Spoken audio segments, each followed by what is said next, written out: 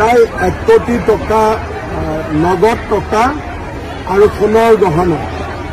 নগদ টকা প্ৰায় 70-75 লাখ টকা, সোণৰ গহনাও যথেষ্ট আমি পাইছোঁ।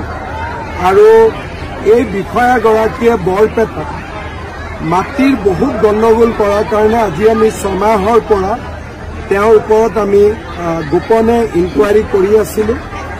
যোৱাকালি ৰাতি তেওঁৰ এটা টুৰিষ্ট লজত আছিলে, নহ'লে যোৱাকালি ৰাতি আমি পালোহেঁতেন।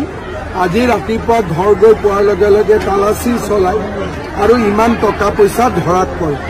গুৱাহাটীত গ'লে মই আৰু বিতং প্ৰতিবেদন লাভ কৰিব পাৰিম। অসমত সংখ্যালঘু অধ্যুষিত অঞ্চলসমূহৰ ৰেভিনিউ চাৰ্কুলত বহুত বেছি দুৰ্নীতি হৈ আছে। এই বিষয়াগৰাকীয়ে আমাৰ হিন্দুৰ মাটি সন্দেহযুক্ত মানুহলৈকে ট্ৰান্সফাৰ কৰাৰ কাৰণে তেওঁক আমি স্কিমিঙত ৰাখি থৈছিলোঁ। 6 মাহৰ পৰাই তেওঁৰ গতিবিধি আমি চাই আছিলোঁ। বৰপেটাত ৰাজহচক্ৰ বিষয়া হৈ থাকোঁতে হিন্দুৰ মাটি তেওঁ সন্দেহযুক্ত লোকলৈ টকা লৈ পেলাই হস্তান্তৰিত কৰিছিল আৰু সেইকাৰণে আজি আমি কঠোৰ